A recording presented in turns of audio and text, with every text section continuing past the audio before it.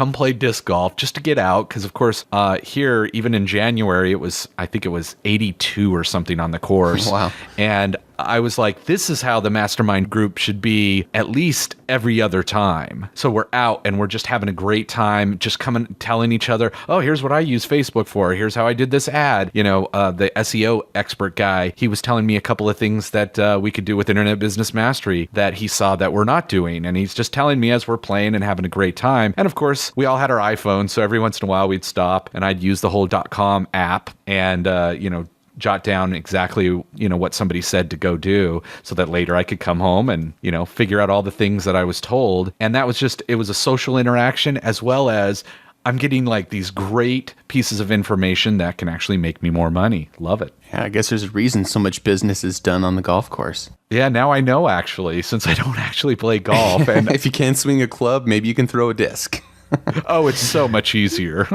The funny thing about it is you have a different disc just like you've got clubs. Like I thought we'd just have a Frisbee and we'd be throwing it around. Oh no, there's a Frisbee for long, then there's a Frisbee for short, then there's a putter. I mean, some of these guys have 6 different Frisbees just to do one hole, they still call it, I think. But wow. Anyway, side note.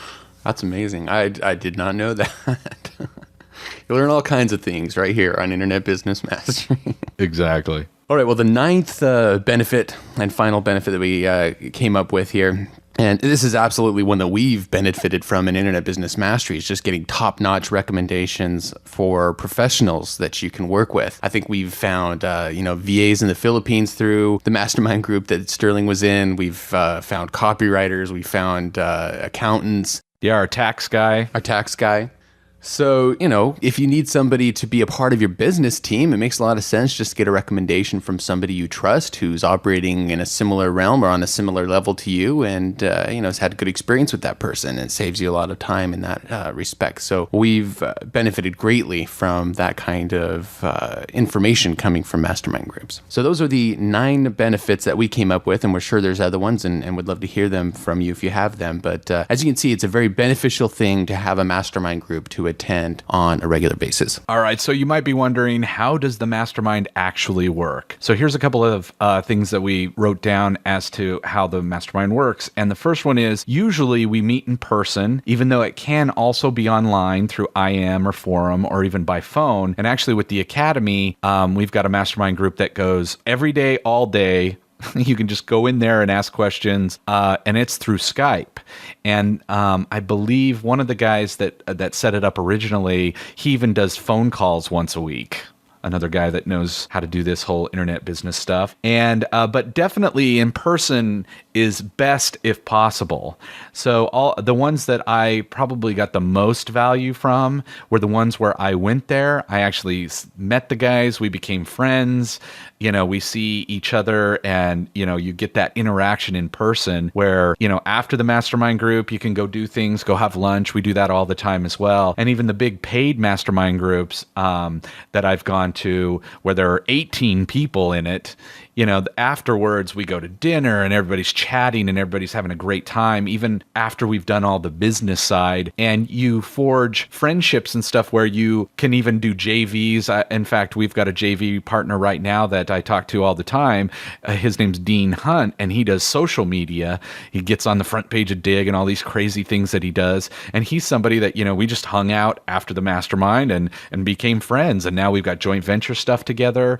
And there's like this extra thing, I think, that comes with meeting in person. Now, next, generally, a good mastermind group, especially one that you're going to do at least monthly, would be 2 to 8 people. And that's about a good number. And although, I've been to one where we had 18 people, but that was a little more formal. We only met once every 3 months. It was really targeted. It was an all-day event. Actually, it was a 2-day event to be able to get through 18 people. Now, if you're going to do kind of a smaller 2 to 8 person one where it's just local and you try and meet at least monthly or whatever, but there are different ways you can do it. You can meet weekly, obviously bi-weekly or monthly.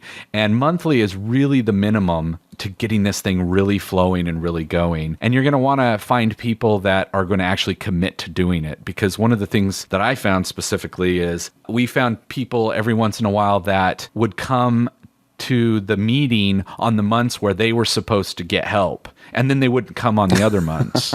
Convenient. Which was, it breaks the whole reason for doing it, because when it's not your turn to kind of like get the help, let's say every other month you can propose an idea or whatever, then of course they're gone and we don't get their help on the months they're not there. So you definitely want to, find, those 2 to 8 people that are really willing to come do it, and then just find the amount of time. Like my one in Salt Lake, we went every 3 weeks. That was what we could all get together for. And it was really rare that, if somebody was off at a seminar or whatever, then obviously we would either reschedule it if too many people were gone, or just every now and then that would happen, one person would be gone. But it's really good to find the people that are going to actually be there every time. And one of the things that you specifically do is you're going to share ideas and goals to help everybody move forward. So for instance, one of the ways we did it is the first half hour we would do it, I think 2 or 3 hours, depending on, the group. But the first half hour, we would all just kind of go around the room, say generally what's going on. And then we'd actually do 45-minute chunks where a person could teach something big they've learned recently, like some sort of traffic thing, or how they're using VAs or finding VAs or whatever. In our particular mastermind group, that's always important.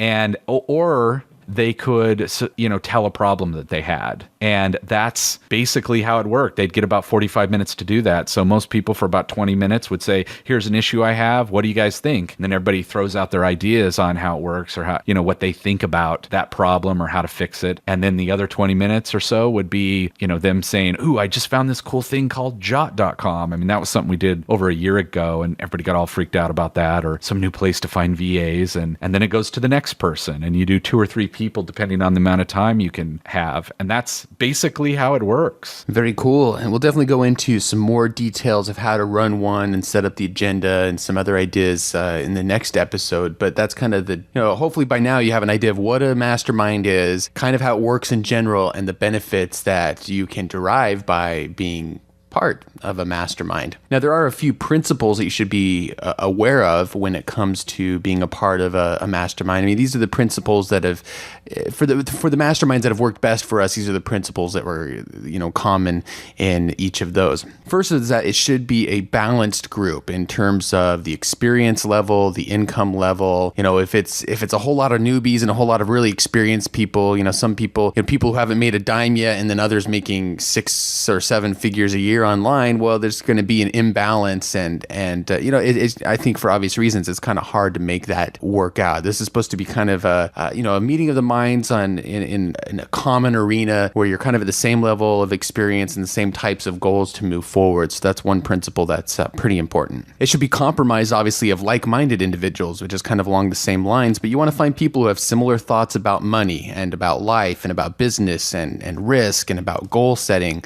If you think about some of the people maybe that you've talked to about your goals or aspirations or things that you're doing with internet business, there's always those who are very intrigued, those who are very supportive, and then there's those who are immediately naysayers and pessimistic and don't want to hear about it. And so, you want to, obviously, the idea here is to be motivated and move forward together. And so you want to find people who have similar ideas about money and life and business. There's lots of networking groups out there in every city. You can find them, and they're the groups that get together in the mornings. And a lot of times they're self-employed professionals. And, I'm sure those people benefit from those groups. But if these are all people who are happy to work their 10 or 12 hours a day as a professional and not looking to work less in the amount of time and get more things done and raise their income through internet business, well, it's not going to do you any good to mingle with those people. They don't have the same kind of mindset about life goals and money and business and risk. So you want to find people who are trying to aspire to the same types of things that you are. Although I'll say this, not to take away at all from this, because you definitely want to start with the like-minded, but once you find people that are like-minded, so for instance, in mine, we all were doing internet business mastery. We were all generally like positive people, but then there were still differing opinions about internet business.